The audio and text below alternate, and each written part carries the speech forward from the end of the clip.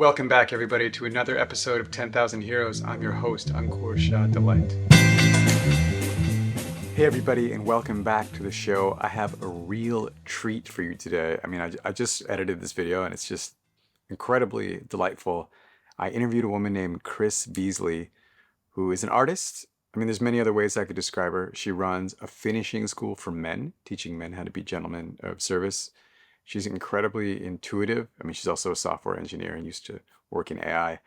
But the path of a heart, she's gone deep into understanding what her heart wants, and it's a kind of intuitive decision-making strategy.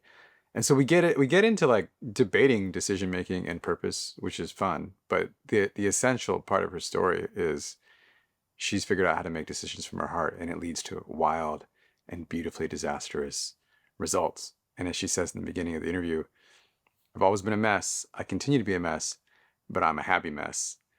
And I wonder if that's the best that any of us could ever really, really hope for. Not to strive for perfection and be fundamentally unhappy, but to be happy in our messiness. So she's amazing. Listen to the whole thing. You'll love her accent. You'll love everything she says. I present to you Crystal Beasley. March of 2020, I was in Eugene, and I just have this knowing. It was almost like an audible bell went off in my head and said, this is going to be a change. You've always wanted to live outside the States. There's the best time to change is when change is happening. So by May, I had sold my car, canceled my U.S. health insurance, put everything in storage, bought a one-way ticket, and I've been back, but I live here. I most definitely live here. Yeah. And why did you pick Oaxaca? Well, you're going to ask me questions, and literally the answer to all of them is either going to be I did a drum journey, or the way that I know everything is by going into that infinite stillness. And arises from there is our clear answer. So I did a drum journey, and I had a very clear imagery of the ocean and this white girl, pale, pale, pale, Miss Beasley, white as the snow, was like, you want me to go to the ocean? I'm going to die. I'm not an ocean person. So I reached out to 2-3 friends that lived at the beach, and 2 of them got back to me and said, yeah, come on. So it was really an easy choice. It was mostly by the restrictions. Mexico was one of the only places that you could get in without like a whole bunch of expensive visa, or everything was shut. So there weren't that many choices at that point. Wow. Okay. And where are you, in Puerto Angel, or where in Oaxaca are you? Oaxaca. Oaxaca de Juarez. But that's not the ocean? No, but Oaxaca, Estado Oaxaca, the state goes all the way down to the coast. So I was originally in Puerto Escondido, but I kind of had the hidden door. How poetic is that? Seriously, whoever's script writing my life, amazing. Where are you going, Cris? I'm going to the hidden door. Yeah. Wow. Yeah, that's amazing. Oh, it's beautiful. Yeah, I've had some really powerful times in Oaxaca. So, have you? Yeah. I was I went there. I had a friend of a friend who was doing some kind of shamanic work, but had also spent a lot of years in Gandhian ashrams in India, which is a connection I have. And their whole scene was amazing. And they were doing natural building, which is something I'd done a lot of. Amazing. So I had some really amazing times with them. And then randomly went to Puerto Angel. No, it was another friend was staying there. And then I hung out with her and these people there that were just super incredible. And one day I met this random peasant, like walking down the street with a donkey. And I'm really into farming, and we just became friends. And he's like, oh yeah, you want to come see my farm? And so I was like, yeah, dude. So we walked for like 3 hours out, into the jungle, and he had this with this donkey. Cool. And he had this dry farmed corn and marijuana plantation. And that's the best thing I've heard all day. And I've heard some good things. and he just and I don't really smoke weed a lot. It's not like my ally of choice, But this guy was awesome, and we just like smoked a little weed and like took like a nap in the middle of the jungle. It was awesome. It was Oh just like the best day. It my was so God. so great. You Yeah. should go back. Hmm. Wonderful days like that happen on the regular. That's why Oh I'm here. yeah. I'd like to. I'd like to. That's great. All right. Well, are you ready to begin? Shall we? We shall. What I'm really interested in is the journey, right? Because that's what I feel like we're all on some stage in this journey of having a clearer and deeper understanding of what we're here to do. And I've had this sense for my whole life that like something was lacking. That no Mhm. matter what I was doing, I wasn't quite doing the thing that I was here to do. And I have this gift, and why am I not using it? And is this a Yeah. betrayal? Is this a cosmic betrayal of how I'm choosing to use my time? And so it's all like all the different elements of that journey are Mhm. welcome. And so when I'm going to ask you, all right, so Cris, why are you here? What have you discovered about your purpose? So we'll start from there. But I Great. also want to hear about all the moments where you were not doing that and you were like, what the Woo! fuck? What am I doing? Oh, I was such a mess.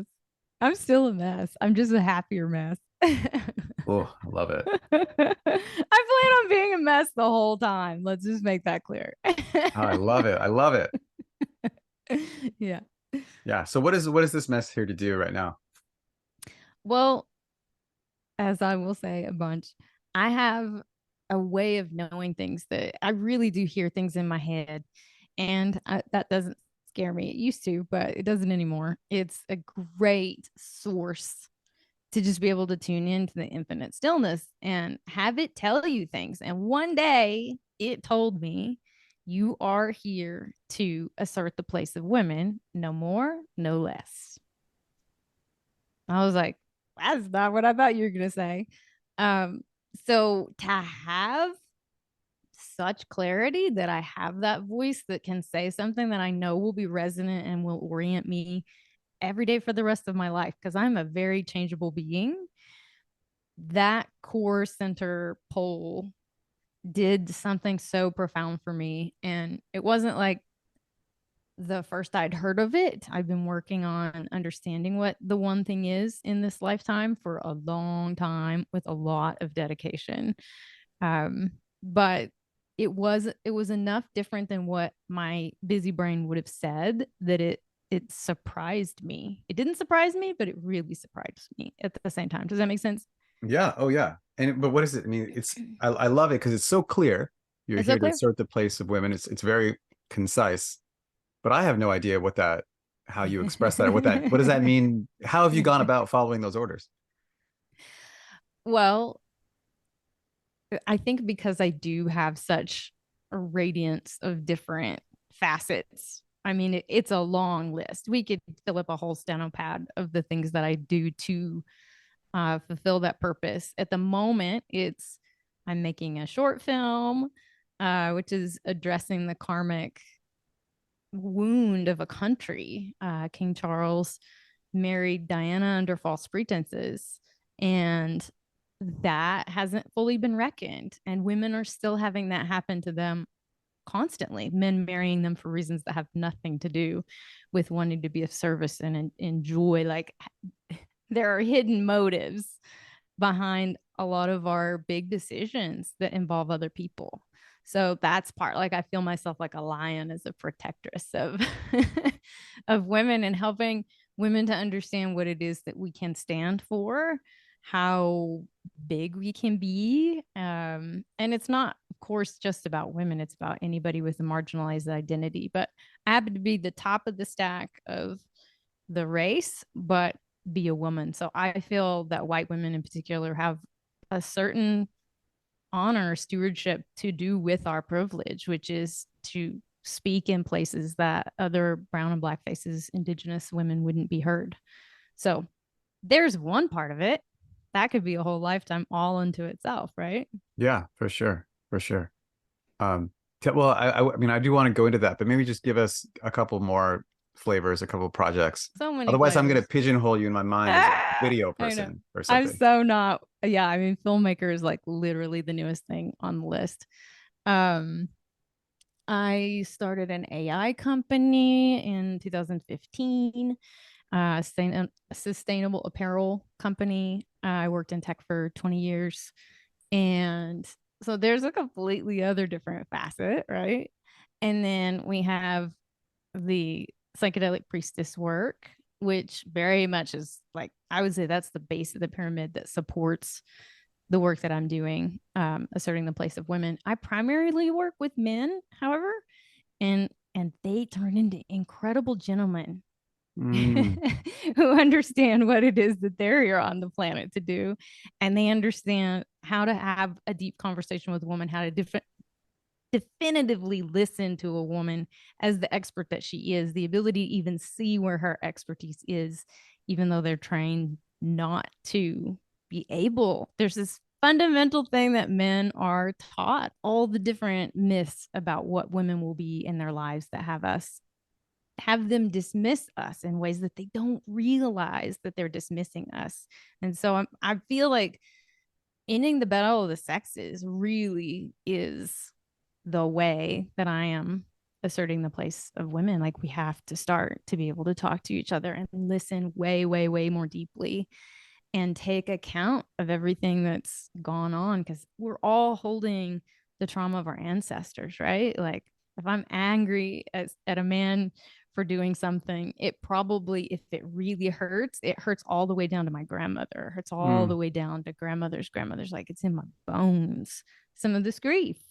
So yeah, we've just dived right off into the deep end of a very Fantastic. I'm just gonna complicated take us. I'm just gonna take us deeper. karmic journey here. Yeah, I love it. I love it. And it's really. I'm reading this book, My Grandmother's Hands, right now. Yeah, Resma Menachem. Yeah, so that's really resonating with me what you're saying. And I'm also reading a lot of fairy tales and interpretations, kind of Jungian interpretations of fairy tales. You talked about the myths that men learn that prevent them from really being present and like having a deep conversation with women, and then the work Mm-hmm. that you've done that allow Mm-hmm. them to rise to this inner gentleman. And I just love the word gentleman, so it's nice to hear you Yes, use good. that. Gentleman of service. Like, it's sexy. You know what a woman wants? A woman wants a gentleman of service. Not every woman, but this one. I'll speak for myself. I know there's a lot of ladies like me. I love it. I And love when it. I tell women what I do, they're like, oh my God, what? Literally, I was at a table of women and I told them that I was like, basically, I have a gentleman's finishing school. I only do about 3 clients a year. And I go on to explain it. And we were a good 15 minutes into the conversation before she's like, you're serious? You actually do? I'm like, yes. She was so happy. They were all like, "Can we marry your graduates?" I mean, sight unseen, there's interest. Yeah. No, I would imagine that many women, if you talk to them about this, they would be like, "Oh, I've got a number of candidates for you." Yeah, yeah, yeah, yeah, Like, I know some people yeah. that could use that. But they all look at me like, "Men are willing to do that?" I'm like, "Oh yes, only a few, but yes." Because it's incredible. Like, I'm at the other side, a completely different man. Like, I cannot guarantee where you will be when you end, but I can guarantee you're going to be a very different man. Like, you will not recognize yourself level. It's so fun. It's so gratifying I to love it. see such changes. Yeah, it's really possible to change super, super rapidly. But that's why I only work with like teeny number of people per year, because I only can support that. It's a very intensive process. It's super beautiful though. Well, like, how much time are you spending with these people? So the way that I do it, I don't count hours. It's not like we work 1 hour a week per week. It's not like that at all. It is more like, okay, I'm gonna have you check with your soul, and your soul's gonna tell you how many months of a commitment. Generally, it's between 6 and 12. Come back with how many months your soul has said that you're gonna need for this process, and they come back with an answer. They're like, wow, it was 10 months. I'm like, great, that sounds great. That'll work. And then we energetically plant a contract to contain the energy that's going to arise and let the deep parts of themselves that are waiting to be supported intensely know, hey, we started, ding, bell, let's go. And that process is, it's just like, I'm here for you. we're going to get this done. Like your soul and my soul have done a deal energetically, and I set my boundaries and they set their boundaries, and I ask for what I need and they ask for what they need. And that is the work, learning how to actually have your boundaries, how to come into asking. And that's a huge piece of it for most men, is like, I didn't know I got to ask for anything.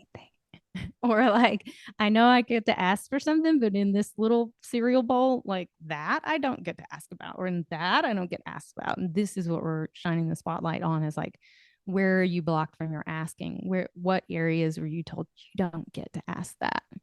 So connect the dots for me. If most men are in need of this, which is what you're kind of implying, and I have no the evidence of my life. I don't have any disagreement of that. What is and what they're really learning is how to ask for what they need. Is the behavior, the inability of men to have a deep conversation with a woman or respect a woman, how is that related to their inability to know what they need? Well, they both come from a deep disembodiment. And I am directly working with the way in which we disconnect from our body, especially the wisdom of the gut, because the gut and the brain are one continuous structure. There's no separation between gut and brain, as like kidneys, not there's a separation between your kidneys and the brain. There's no separation between your gut and your brain. And it's telling you a lot of information that we are all, as colonized beings, conditioned to shut off as children. It's part of what our schooling does. Like we start in kindergarten disconnecting people from their embodied awareness. And so I'm bringing that back. And that's, I mean, I'm talking like the vast majority of us, unless you have done significant personal work, you do not know how to directly listen to your gut and directly listen to your heart. Like get an answer so that you can run your life by these two additional awarenesses. And that is what changes everything. If you are not directly experiencing source, you're just operating through a set of principles, and ultimately that's held by the mind, and it's so corruptible. So this is about embodying your enlightenment. And enlightenment that you don't embody is not that helpful, and sometimes can be really not nice to other people, because it's just an abstract set of principles, and our spiritual ego just takes that and runs. Like you have to have the embodiment. If you can't feel your heart and talk to your heart directly, you're going to be talking through your mind. And despite our best intentions, it's not going to be as good as it could be if it was balanced with all of the data that you really do have at your disposal. Hmm. So one of the practices I've done that may or may not be in the same neighborhood as this is Vipassana meditation, of becoming aware of the sensations. Is that related to this at all, or is this a different thing? I mean, it's very related. There is no knowing that arises outside. The arising first comes for me, certainly. I can't say it's a universal principle, but the technique that I'm teaching is to bring your awareness into the body, into the heart. Like I'll just have people put their heart in their hand, and they have to first feel their heart. And they're like, oh, wow, I didn't Like know there was grief feel it, like there. feel the heart beating, Physically or feel, feel in some other way. like put your hand on your heart and notice, okay, can I feel, is it warm? Okay, it's warm. Okay, what does it feel like? Does it feel tingly? Does it feel tight? Does it feel heavy? Does it feel like, can you feel like grief in there? Even that process, that could be a whole session. That could be 90 minutes on Zoom, just getting somebody for the first time ever to actually place their awareness in the center of their chest and see what it's like tuning in a radio station. You never tuned into that radio station? You don't know what it is like to hear it. But when you get that signal, you're like, okay, that's what my heart feels like. And then you can go back to it when you need to. You can go back to it. I try to run all my significant decisions through my heart. If I start to feel frustrated, especially, it's usually because my heart has closed, and I do a little calibration statement. Mine is, I love mangoes. You just pick something that you unreservedly love and uncomplicated. Your face says you love mangoes. I We all love love mangoes. mangoes. I don't know anybody that doesn't love mangoes. Yeah, but I really, Love I mangoes. really love mangoes. Yeah. Wow. And if you can't feel the tingle and the movement of your heart when you say it, like you say, I love mangoes, I love mangoes, I love mangoes. And for me, you can hear the pitch of my voice changes. I feel this upward movement, tingles come out the top of my head. And so when I need to make a decision, I'm like, okay, let's see if my heart is even open. Can I feel how much I love mangoes? No. Okay. Let me do 3 or 4 breaths until I can get that channel open again. And then I ask if do I want to buy a ticket to Portola in San Francisco? Breathe into it. I feel a lot of fear, money, arrange my schedule. Is this going to work? Heart says yes, though.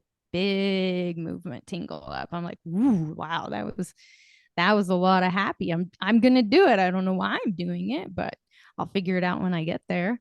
And this leads to a life which you are deciding to do for reasons that your mind does not understand. I'm like, this doesn't seem right, but it feels right. And I'm allowing myself to make bigger and bigger and further out and further out gambles on things, take bigger risks because my heart signs off on it. And even if it's a disaster, it's going to be a glorious disaster. It's going to like blow us to a new continent, which not all disasters do. But the Hmm. disasters that your heart signs off on, you don't have to rake yourself over the coals. You're like, well, my heart signed off. My gut said there was no danger. My heart said yes. Ding, let's go. Wow. So Wow. that's how I get myself in all kinds of interesting situations and scrapes. It's a fascinating life. Yeah. And so what is the role of the mind in your understanding? Like how does Hmm. the mind how does it be of service? How does it sit?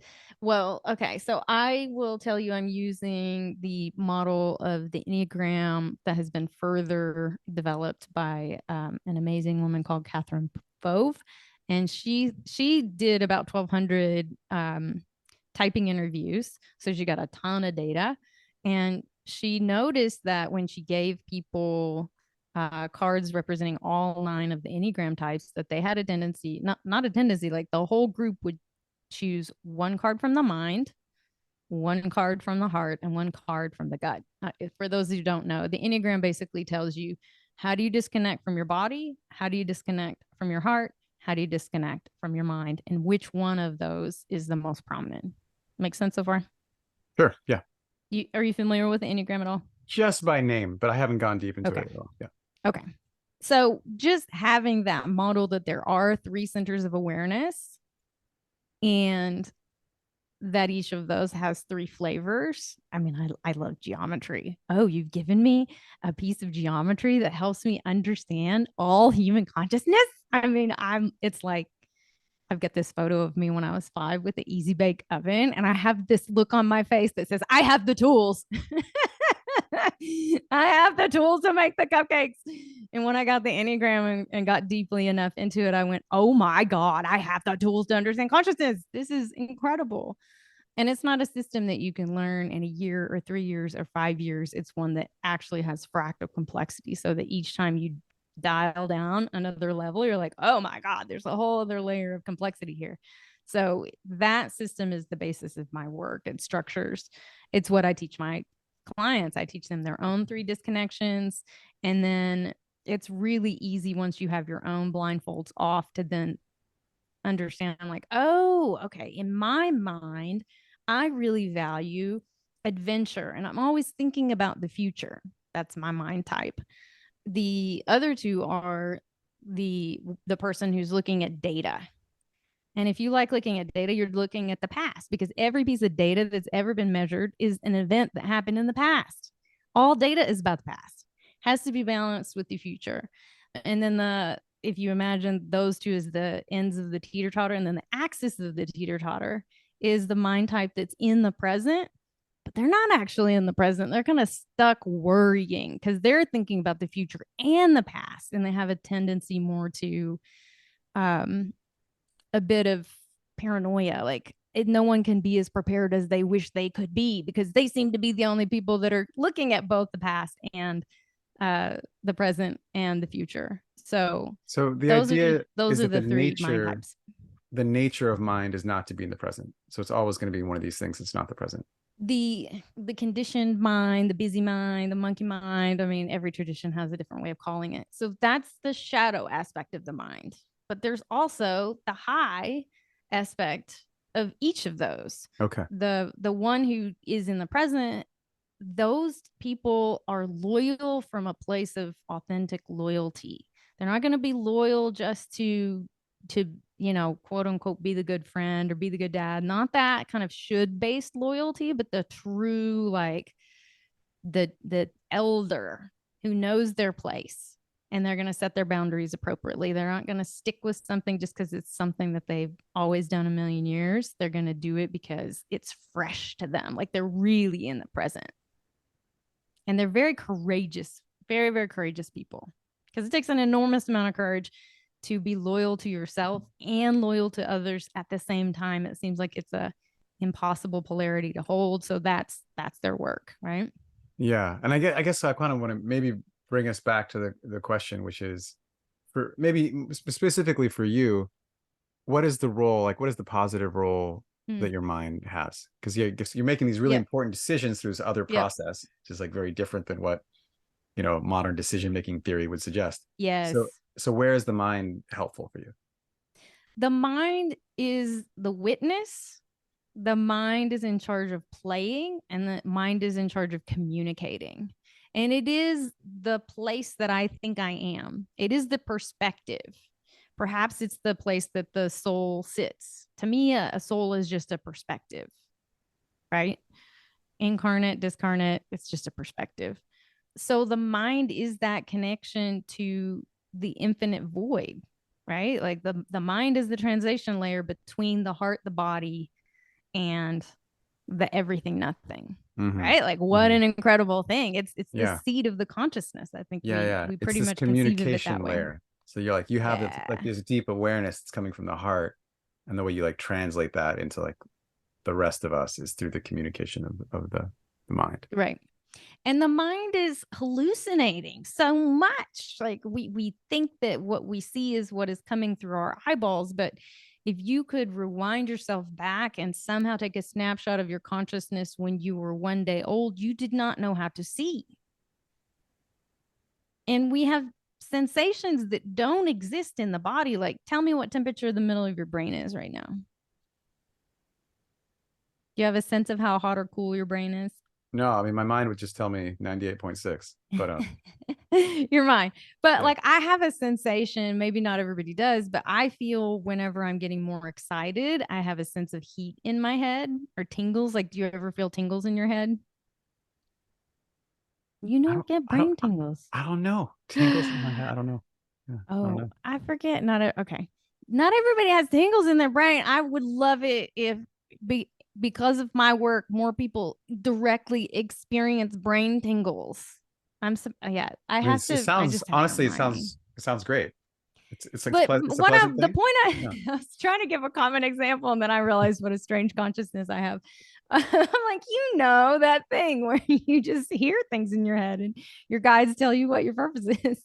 This is unfortunately not a very common experience. And Yeah. I want this to change like now. Oh, I agree. I mean, I want that. It'd be so Yeah. much easier for me if I had that. You know? Right. Yeah. I was like, oh, I don't need to prepare this. I know exactly word for word. Every word was chosen precisely. And it's instantly memorable. I was like, yep, that's what it is. Anyway, to finish my bow, I have a sense that my brain is tingly or is warm, but there are no nerve endings inside of your brain. So I am filling in this experience of being an energetic being. I also hear in the high frequencies, I hear my energy like a tinnitus. It's a little bit like a tinnitus, but it's not unpleasant in any way. It's really beautiful. So when my energy is very high, like it is now, because I'm being interviewed, I hear this very, very high frequency sort of angelic tone. There's so much more to our senses that our brain is capable of filling in. Mind, brain, whatever you want to call it. Probably more mind than brain. Yeah. Yeah. Awesome. Okay. And so then I would love to hear a little bit of how you got to where you are, and just in terms of this clarity and this insight, which might involve some stories of like the desert or the wilderness, or what your So journey's been many. like. Okay, let me see if I can give you some highlights just to locate people. I'm sure you have noticed by my accent that I'm from the South. I did notice that. I'm from a part of the South that the South doesn't even claim. Oh, I'm wow. from a part of the South that people are like, oh, isn't that in the Midwest? When you're traveling around Louisiana, Alabama, and different places, they're like, oh yeah, that's the Midwest. No, it's not the Midwest. Arkansas is the South. So I'm from the disowned South, and I really from like a type A kind of place, overachiever, got myself in a white Toyota Camry with no bumper and drove to Portland, Oregon with no job. And that's where I started my career in tech with just mostly gumption. And I did have a computer science degree, so I knew what I was talking about a little bit. But I had so much to learn, and I ended up working for Mozilla, like really going down that type A achiever path. And I wasn't getting promoted at Mozilla. I had watched one of my colleagues get promoted twice in the time. And I deemed myself to be a very sufficient quality to have gotten promoted once. And when he got promoted a second time, and I was like, he is not smarter than me. He's very smart, but he's not smarter than me. I decided to quit and start my own company. And I was very, very grateful to receive an offer that was like, I can give you $250,000. And I went, okay, so what kind of paperwork do you need? How do we do this deal? So I ran my AI company, and despite my best efforts not to burn out, did burn out, mostly, I think, in retrospect, because I had run on fumes a lot of times in my life. I didn't know you could run out of fumes. Hmm. I think I just dared the gods to show me that I needed to learn what it meant to have boundaries with myself around work, because I was willing to sacrifice my health, my mental health, in ways that I didn't realize I had sacrificed it until it was too late. I remember being on the couch in my fluffy pink robe, and I couldn't seem to get up and do anything. I couldn't get up and make lunch. I couldn't get up and take a shower. I couldn't get up, and usually going out for a walk would make me feel better. But there was a day when I literally, it was like my brain wasn't firing. It's been 2 hours. I have been trying to get off of the couch for 2 hours, and the body is no longer getting up and moving. That's how bad it had to get for me to go, all right, this is not, something's really wrong. And I don't know what it is. And I certainly don't know how to fix it. So that was my crash. Enneagram threes, if you're out there, overachievers, most of us do go through a very significant, usually public disappointment of some failure. And mine was a very public one. I had to lay everybody off and put the final salary or final paycheck on my credit card. It was bad, bad, bad. So I had just an enormous amount of grief and shame, huge amount of shame for trying something so big and failing. A lot of people publicly not delivering on orders. I mean, it was nasty. There, people still don't talk to me. I didn't know that was possible. I didn't know you can mess up so bad that people would just never talk to you again. It had never happened to me. It Wow. was terrible. When I make a mess, I make a mess. Yeah. Yeah. So you were in the hole, like really like in that Yeah. shame and guilt and failure. Yep. And Yep. Owed how did that owed contribute? Like, people money. Oh, it was the worst. The yeah. worst. And so how's that a part of this story? Like how But the did story of the redemption. I mean, yeah, this is yeah. the hero's Please journey, give us right? the resurrection. Our hero, fair crystalline. I've never called myself that before. I don't know where that came from. But I went through the dark night of the soul. That was my first trip through hell. made another one last year, but I at that point was quite a hardcore atheist after being in a cult church when I was 15 until I was 25. Not Ooh, that's a bad long time. cult, but yeah, 10. And I chose it for myself. I wasn't even born in it. Anyway, so I had totally thrown out all spirituality when I left Christianity. I was a baby with bathwater. And then it took about a 10-year process of me reclaiming the parts that were mine. My heart, that's mine. My intuition, that's mine. My desire, oh, that was really scary. Desire gets you in trouble. That's mine too. Ain't no way but to deal with it. So I picked up bits and pieces of what source was to me. What I'm such a practical person. I don't want to hear no bullshit. I don't want to hear no practices that don't work. I don't want to hear no spiritual narcissism. Like so it's been a big sorting process of like what really works and what is correct and what is beautiful and what is joyful and what reconnects me to my aliveness. I would say that's my biggest compass. But I had to go through that process of um just I put all my bets down on being type A and it did not deliver. So we're going to call that myth or lie number 1 is that you will ever catch the rabbit or and most people don't, because there's always another rabbit. There's always something bigger. Like Bezos is busy buying freaking super yachts that can't even fit through the bridge, causing all sorts of like he caused the community so much heartbreak trying to dismantle a historic bridge to get his super yacht out. What a stupid thing to do with your money.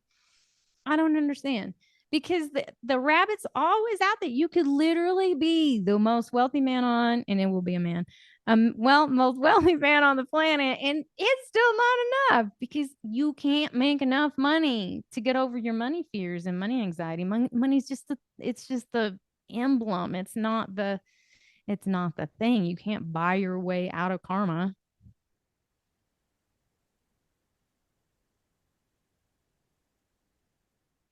I tried. You're I tried. great. It didn't work.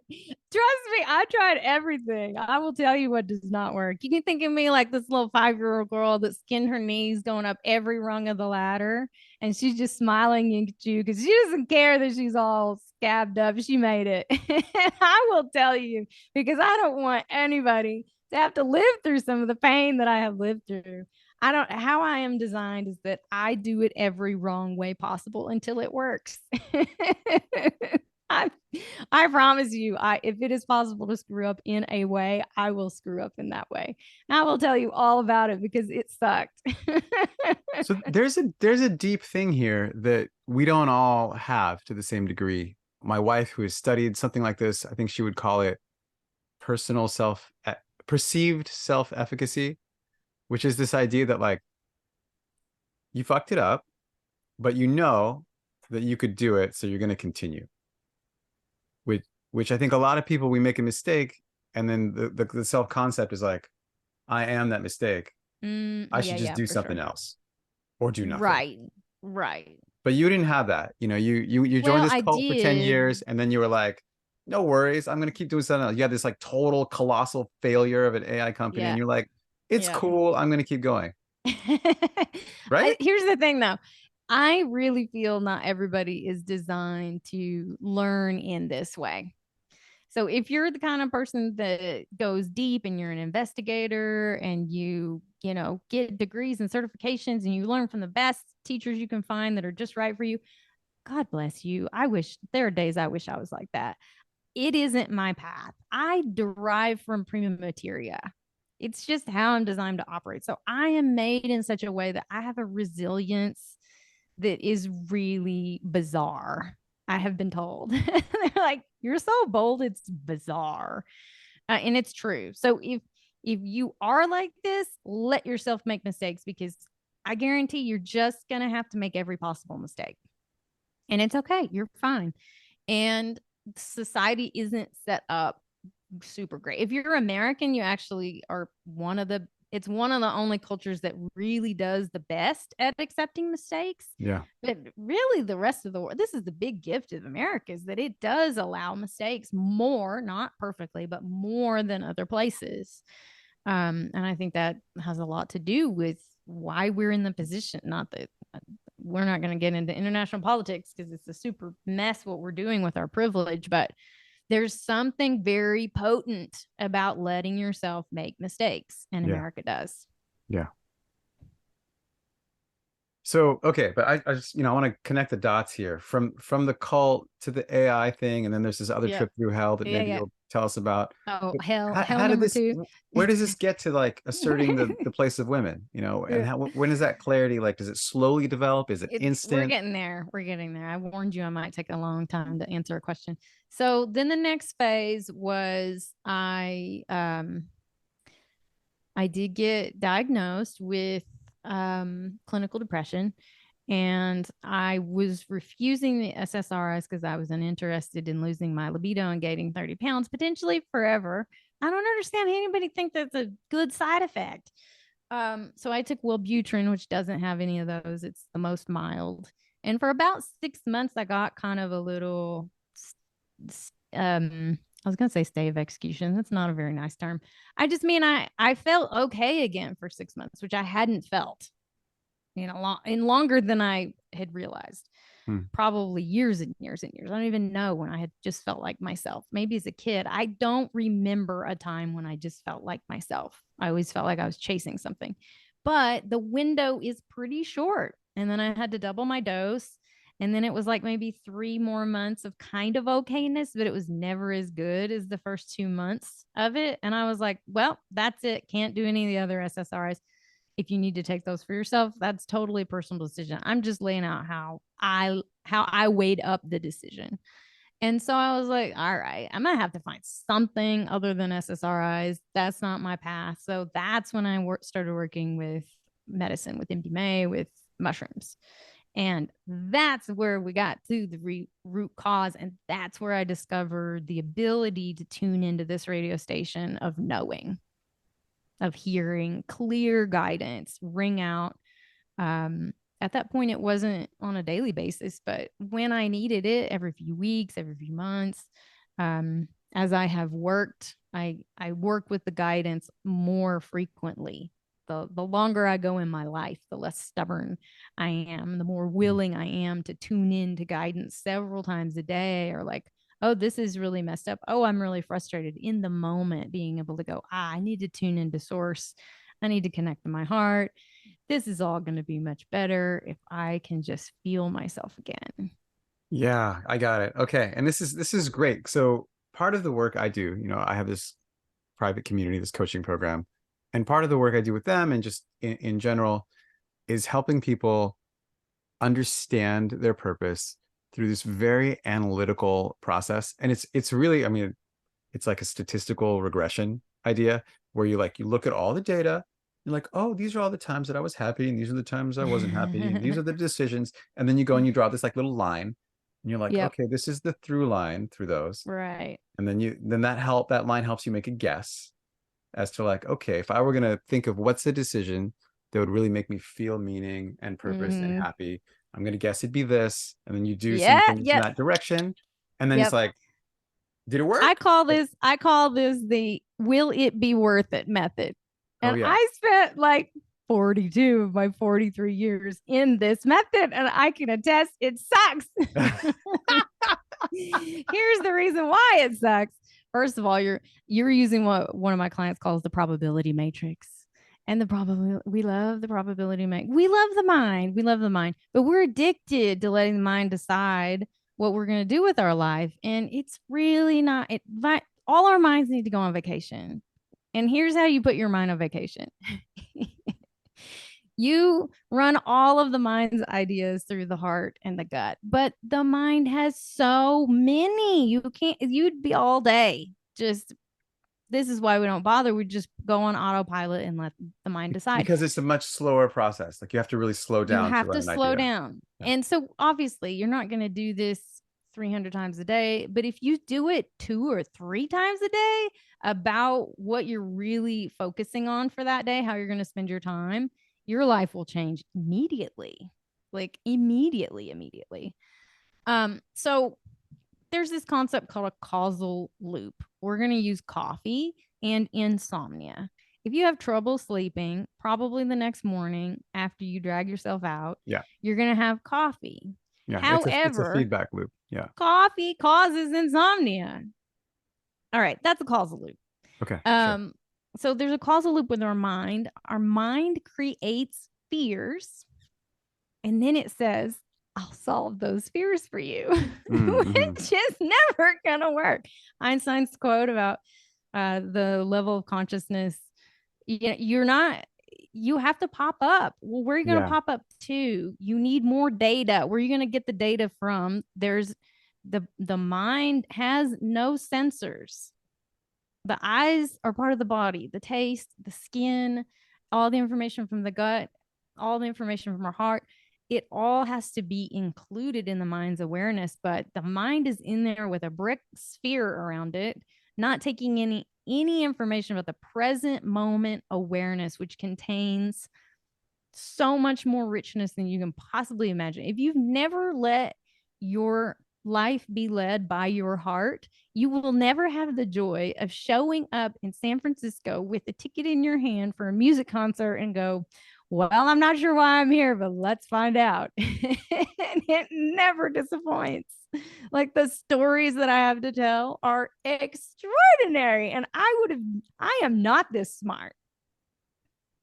I am not this smart. It's not my mind that knew why any of this was happening.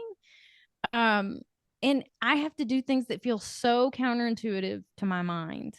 But then when I do them, and this is a calibration process, I'm not suggesting that you start booking international flights based on your heart's desires. Like start with little things like what to order on a menu, where to go for a walk. Let your heart take you on a walk. Where does your heart want you to stop? This is foundational practice. And I started doing that intuition walks like 2013. So let's call it 7 years. In 7 years, my life is entirely different. And it's the skill set that I learned taking walks, listening to where my body and my heart wanted me to go. Yeah, I can really relate to part of that. I mean, to a lot of that, really. But it's a practice I do when I go to a restaurant or a bar. Yes. I have this like concept that there is a right thing to order, and I have to like tune into what it is. But it exists like a priori. There is like the right thing. There's one thing on the menu that is perfect for me in that moment. Correct. And I've got to figure out. And what I come in there wanting, if I come into the bar being like, oh, I might want a white wine, or I might want whatever. That's really just like a barrier to me understanding what the actual right thing is. It's a great practice because you get immediate data back, within an 30-minute. Like what we're looking to do from a systems perspective is to shorten our feedback loops, right? So this method that I call will it be worth it? The problem with the will it be worth it method is that the feedback loops are super long, right? So let's imagine that you go to the shower in hell. And in the shower in hell, the time from when you turn the hot water, cold water knob to when it actually comes out the tap is 5 minutes. Do you know how difficult it's going to be to get a properly time? This is the shower from hell. We're all living in that hell right now because we're using the will it be worth it? How long does it take between when you make the decision and when you get the feedback with it? Will it be worth it? Well, I mean, from my perspective, and to defend a little bit what I do, it's the whole thing is based on. I'm not dissing your method. Oh, you're totally dissing my method, no, but I'm down. Not. I don't mind. It's cool because I really like your method. It makes a lot of sense to me. But the analytical technique, which I think is valid, I think they're both useful and valid, is best when you can attune our experiments today to line up with what I think the hypothesis of what I think I might want in the long term, because it's built on actions that I got to do every day. Mm. And so, but it's the same idea. Like by shortening that feedback loop, Shorten it as it's much going to as be much possible. better for us, right? Yes. Yeah. Yeah. For sure. For sure. Yeah. So when you're starting and you're tuning this, you want to pick decisions that you'll get feedback on really rapidly, like ordering food someplace. That's a half an hour feedback loop. The shorter they can be, the better. But, for my example, I've been tuning my heart awareness for such a long time that I am now willing to make risks on things that are going to take months or even years to Yeah. know whether Because it's you've going to pay practiced. off. Right. Right. But the thing is, what I've learned, and not everything, that when you first start doing this, you will not know how to read your compass of your heart. You're going to be all scrambled up. But guess what? Welcome. You've just started the school of unpacking the karma of your heart. I mean, that is beautiful. It is difficult work. Um, I recommend doing it with some support of a community or people that love you and know you, because it is a wild ride. But once you have your heart awareness online really well, you can take all sorts of things that are, I'm not going to know. And I'm 100% guaranteed to get information that is vital for whatever I'm working on. Even if it's a mistake, even if it's a mess, even if it goes completely unpleasantly, and sometimes it does, but it gives you vital information about what your next step is going to be. Yeah. Yeah. No, I mean, that's what's interesting. If we were going to like frame out the similarities and differences between these two methods, I think they both involve this experimental nature with an evaluative criteria and this feedback loop. But the difference is one is based on like a mental guess, and the other is Yes. based on really like doing the practice of tuning into what you think your heart might want, and then using that as the guess. It's not substituting for the mind. I would just say, like, the mind is still doing the synthesis, and like, you haven't fully made a decision until you've spoken it into existence. So the mind is really the one that signs off with the yes or the no. Hmm. Right. So that I'm not substituting the heart for the mind. I'm adding the heart awareness to the mind, and I'm taking away a lot of the pressure for my mind to answer questions that it has no direct sensors into. And I also include the gut, which is there danger here? So it's more like it's a more of an additive process. No one Okay. needs to give away their mind. That you'd just be disabled. Yeah, yeah. No, I like that. I like that. It's the integrative approach. So tell Right. us a little bit more about the gut, since we spend a lot of time on the Mm-hmm. heart and the mind. Yeah. So the gut, in the language of the Enneagram, is more representative of the entire rest of the body. So skin, fingers, toes, the whole rest of the body. The heart is just really special because it has a relational awareness. The body contains our animal. I'm holding my shoulders. I'm like, our wildness is in there. Our connection to Mama Earth, all of the food that we eat is in our belly, and we're in communication with that. Our microbiome, which is most of our DNA, is not human. All the messages that it's sending to our brain from the gut, it's our connection to Mama. Like, the body, this is where we are, right? And there's three styles of disconnection from the body.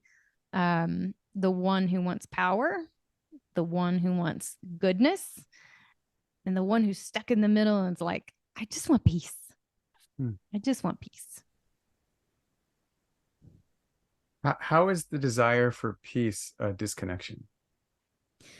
The desire for peace is both there's a high aspect of it, and then there's the distortion of it. So the distortion of the peace is the fake peace, the pacifier. It's the difference between, I think of it as, that little piece of plastic that you put in a baby's mouth to get them to be silent, versus nutrition, versus the breast. Those couldn't be more different. And that's how I see the difference between the highest octave of real peace, which honors the sovereignty of myself and everyone around me, versus the conflict avoidant, sort of slothful. Peace is just it's the best we can do. I mean, we're okay. We're okay. We're all children of God. Like, let's not fight. That there's a version of that suppresses the anger and doesn't. Yeah. When you collapse into that, you lose your sexuality, you lose your juiciness, you lose your purpose. If you don't have your sovereignty and you're compromising for this plastic version of peace, you're gonna have no idea what your purpose is. You'll no idea. The animal so much of the journey, like, who is this being? Why do I have this body? Why am I tiny? Why am I short? Why am I have auburn hair? Like, I am perfectly fit to do a thing. What is it? Yeah, but it presupposes honoring and like standing up as the I.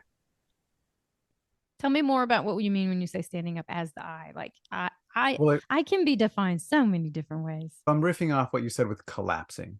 And if Mm-hmm. and if you minimize the role of the body, Mm-hmm. then there's like no place to stand from. Yeah, yeah, absolutely. And if you suppress your anger, you will never know where your boundaries are. There's so many people, because we were not taught to have boundaries. We were taught to do what the system wanted us to do. It had to break our sense of boundaries. It had to teach us that we could not say no. What child was allowed to say they wouldn't go to school because they hated their teacher? Like, maybe some kids weren't in good schools. Maybe some kids didn't have good teachers. Like, children want to be creative and run and jump and learn. Like, I wanted to learn how to iron when I was a tiny little kid. Our bodies know what skills we're interested in, the spark, the creativity, all of that arising from the sacral and the root, our sexuality, like who we're attracted to. We've been put in a very narrow little pipe of how we're supposed to answer all of those questions. And guess what? We're all pissed. Every single person on the planet is pissed about these. We are in a broken, toxic world that is dying. Of course, we're angry. What are we going to do with it? Do we have the capacity to sit with ourselves in anger? And then once we do, now can we learn how to sit in groups of people one on one with others and hold space for their anger? Because anger is not very allowed right now on the planet, because it will tear all the bullshit down. And it will. I mean, if we're lucky. If we're lucky, we will find. I think of it like oil that's underneath the surface. And when we Mm. bother to drill and learn how to use it as fuel and burn it completely, you eventually run out of anger. Use it as a precious resource to motivate you to have the energy in your body. If you were in fatigue, which I was for a bunch of years, I would sleep and just never feel like I had enough energy. Get back to your anger. Start to learn how to move your anger, and your body will want to move. Your body wants to move. Healthy bodies want to move, but we have to get through this layer of rock of anger. Wow. I feel so lucky. I feel like I feel lucky. I feel like I'm talking to a prophet, a psychedelic priestess, a prophet, uh, fair crystalline. Okay. Oh, thank you. So there's I one more. learned so much from the Enneagram. Like, I have to give major, major, major props to the Enneagram for helping me to restructure my consciousness in this way. Yeah. Awesome. Yeah. Thank you. Thank you. It's important to give credit where credit is due. So I Yeah. have a question for you. It's the third question. And it's about this community. And Yes. people are listening to this. I mean, I know they're loving it. They're like, holy shit, my mind's blown. This is amazing. How can these people, if they were so inclined, contribute to your life and support you?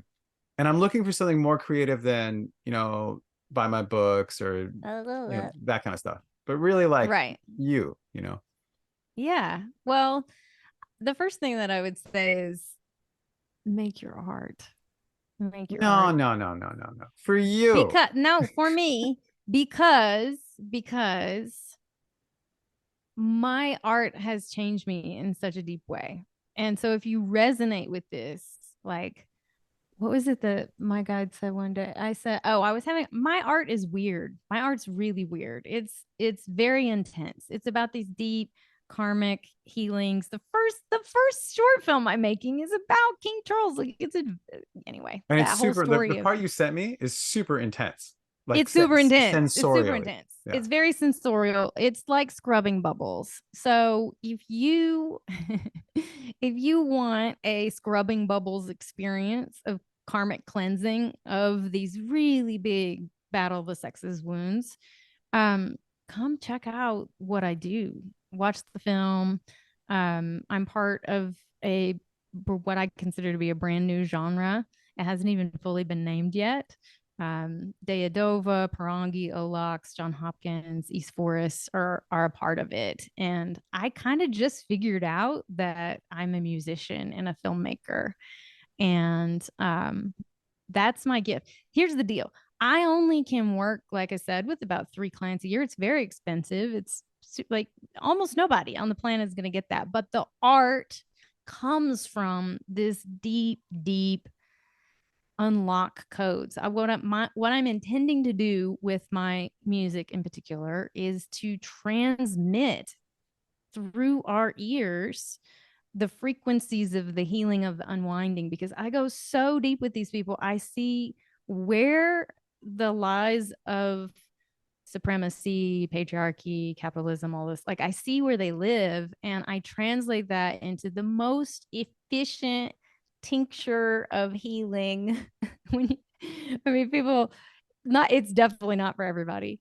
Some people are like that it stirs up something very deep in my belly because it's tribal drums. This is an experimental sound healing, has nothing to do with crystal bowls, which I love. But that isn't, I was so wish I was a crystal bowl healer. My name's Crystal. Like I should be a crystal bowl healer. No, I'm over here with the freaking drums. I don't know if you can see my kit back here, but I look cannot. at these crazy AI sensory percussion drums.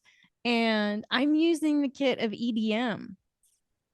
Like this drum kit is the same one that Ian Chang used in Everything Everywhere All at Once. Oh, wow. And it makes a very, like, there's literally not another technical expression that would make the sounds that come out of this kit.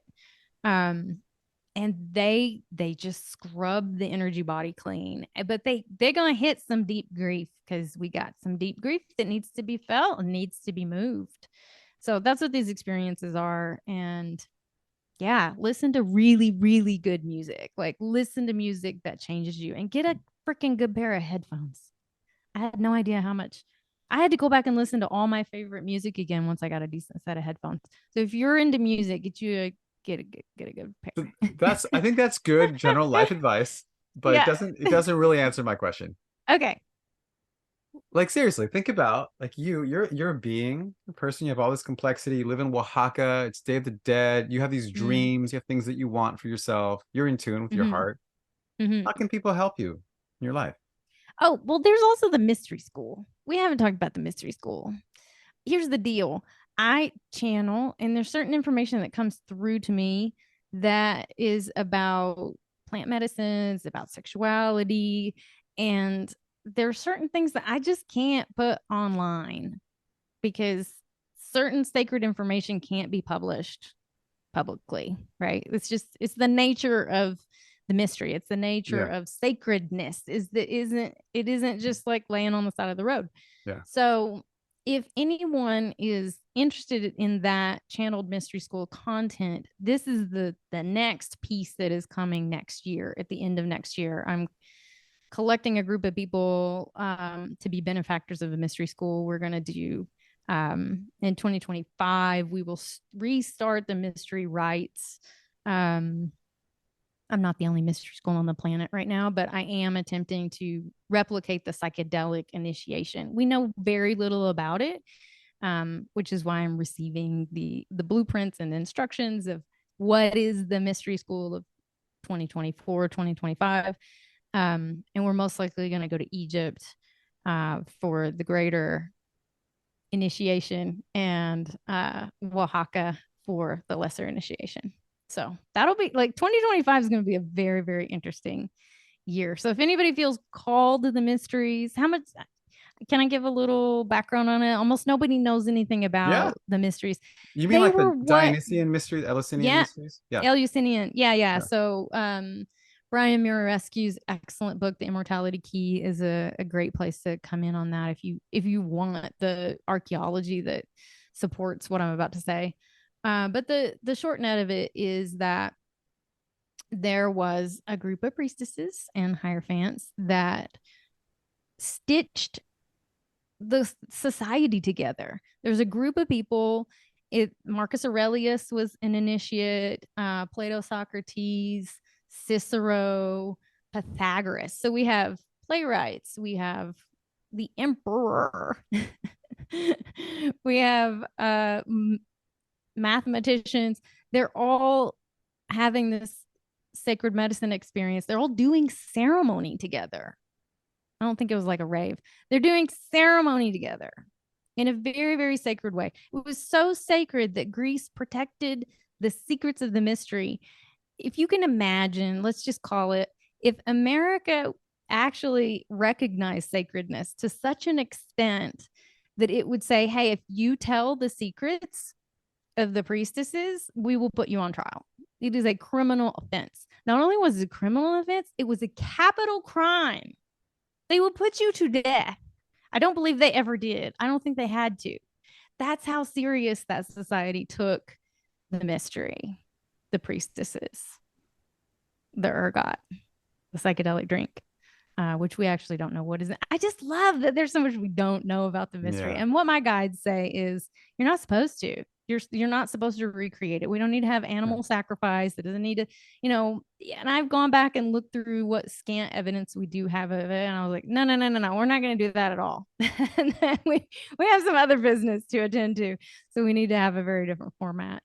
But yeah, that's really what I would love to meet the people who are interested. It's going to be a tiny group of us. But very, very special and exciting to even think that, oh my God, we're gonna take a group to Egypt. Like, what are we gonna do? I do know what we're gonna do. We're gonna sing in the temples. Of course, we're gonna sing in the temples. What else do you think we're gonna do? Yeah. Wow. Okay. Thank you so much. This is, I mean, it's just, I never know what's going to happen. And every one of these conversations is totally different. Yeah. And it's always just taking me in a direction of confusion and growth. And I love it. I love it. Yeah. It's so beautiful. What a beautiful container. What a lovely invitation. Yeah. Thank you. Thank you so much, Crystal. Thank you, dear. If you like this episode, you can join the 10,000 Heroes Club, our own community of purpose, by clicking the link below this video. You'll never miss an episode. You'll have opportunities to nominate the people I interview and the questions I explore.